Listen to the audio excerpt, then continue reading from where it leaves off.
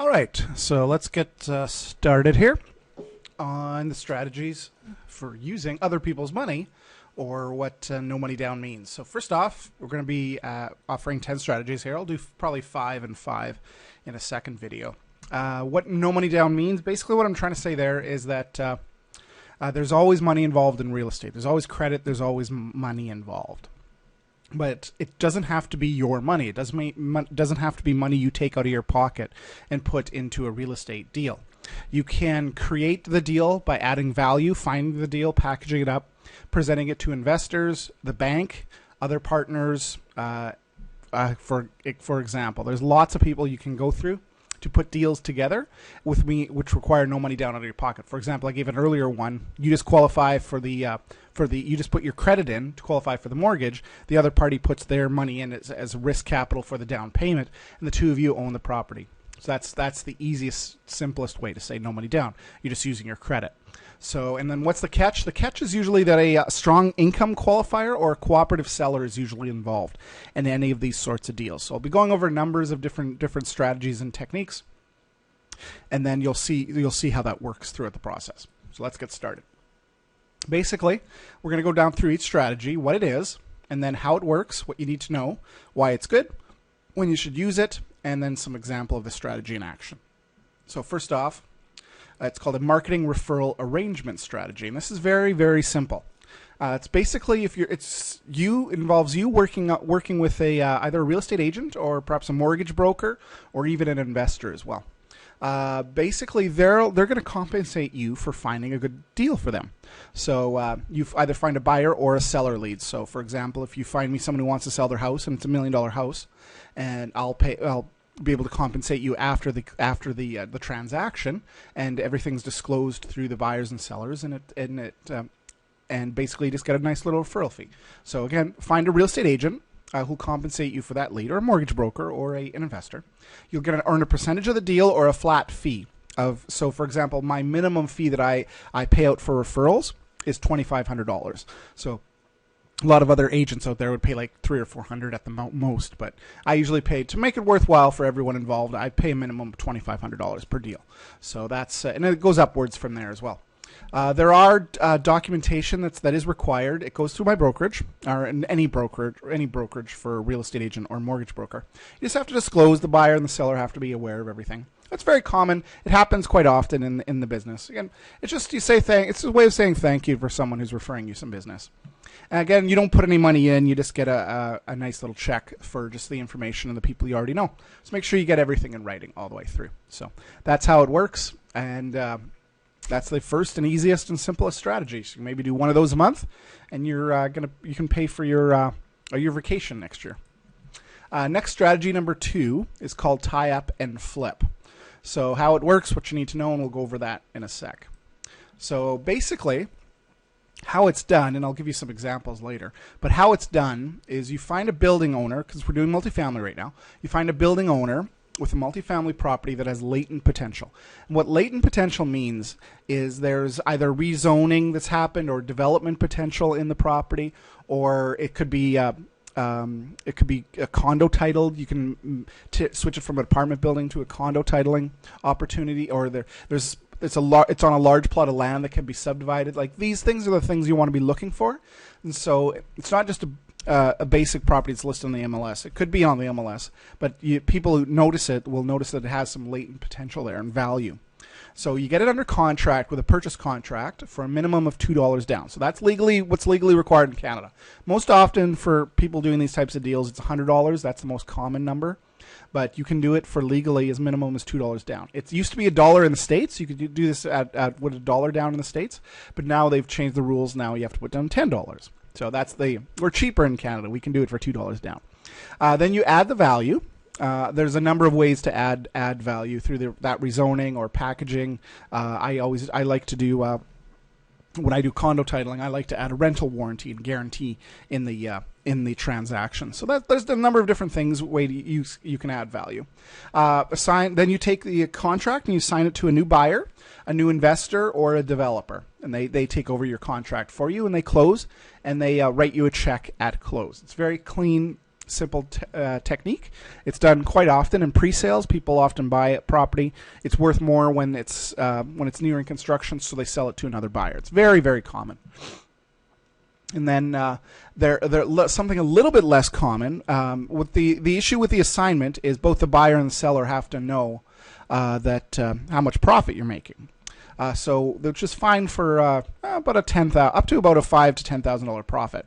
No one usually minds, but when you go beyond that, the numbers get a little bit interesting. Say if you want to make a $50,000 profit or $100,000, so you have to use a couple different techniques that are based on this model, but a little bit modified versions. So we call those double close or skip transfers. So we'll go over that next. And so basically what that is that's what we call wholesaling in the business. So basically it's exactly what it is in regular life. You buy something, you buy in bulk or you buy less expensive, and you sell it for a higher price to a retail buyer. So basically right there, buy low, sell higher. It can do a double close. With that, what you do is you buy the property, you hold it for a little bit, maybe a day or 2 days or 5 days or a year, 6 months or a year, and then you sell it to another buyer. The issue with that is both you and your buyer have to pay the property transfer tax. The other strategy is called a skip transfer. That's where you get the property under contract, you find another buyer for it who says, "Oh, that's a great deal. I'll buy that from you," and then the title skips over.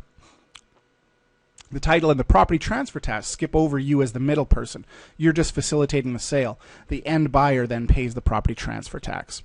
And so that's called a skip transfer. Again, for most of these techniques, you're going to need lawyers and you're going to need contracts, so lots of legal contracts in order to protect yourself all the way through this process and protect your profit as well. So I'll give you a quick real-life example of this. As I mentioned earlier, this was my deal up in Alberta with a number of different buyers. So tied up 20 positive cash flow condos in Alberta that were worth $3.12 million with $2,500 down. So not $2, but still $2,500 down to $3 million valued properties. I found investor buyers for all 20 of them within 3 to 6 months. Our team netted more than well north of $180,000 upfront. And then we provided the down payments through a joint venture, plus we received 50% of the cash flow and appreciation and mortgage paydown on this project. So it's a very, very win-win deal for everyone. The buyers came in, we provided the down payment, they qualified for the mortgages, and so we basically own the property and interest in the property. Plus we get all our down payments back. So not bad for a $2,500 investment. Pretty cool. Strategy number 4. So this is using a secured line of credit. And this one's quite easy and simple.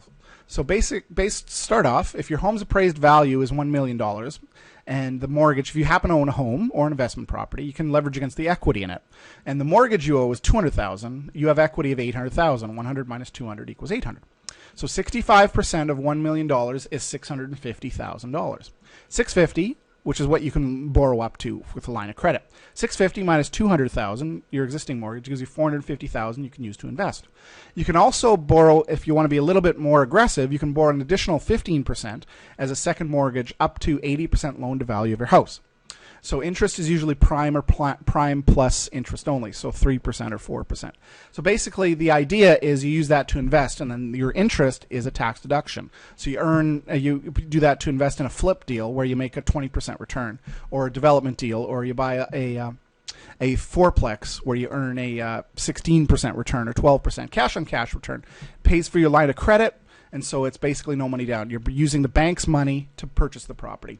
I'm going to say this again: don't buy a boat with it, or a car, or go on vacation. This is investment for investment purposes, because you have to be able to pay back your line of credit. You don't just go crazy with it. So that's that's just my advice.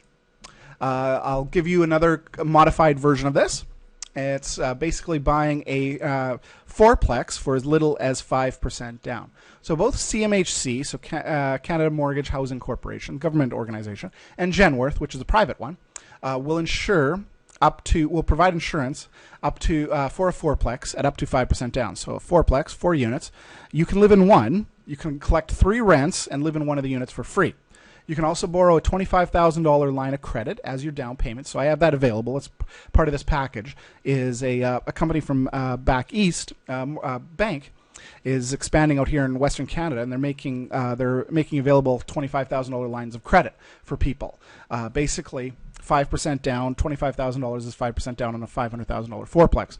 And yeah, that you can't buy a fourplex in the city of Vancouver for $500,000, but you can out in Abbotsford, you can out in Chilliwack, you can out in Prince George and Vernon and Kamloops and Kelowna and Victoria and Nanaimo. You can buy fourplexes all over the place that are less than $500,000. So it's quite able to be done at 5% down. So basically, you live in it. If you want to make extra money, you live in it for 12 months. You fix it up, and then you flip it, and then you don't have to pay the capital gains transfer tax or capital gains tax. I know a number of people that actually do this. They live in it for 12 months, fix it up, and then either keep renting it out or sell it for a profit. Strategy number 5, and then we'll wrap up for a bit. It's called seller financing. So how you use it and the tricks, basically. So let's say your building is you want to buy a building that's valued at $500,000 at its present cap rate.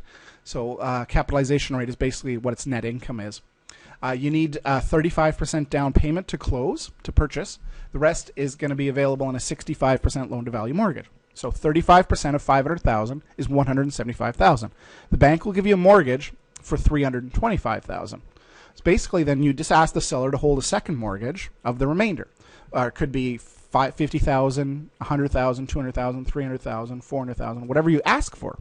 You could just ask the seller to hold a second position mortgage. It can be unregistered or unregistered.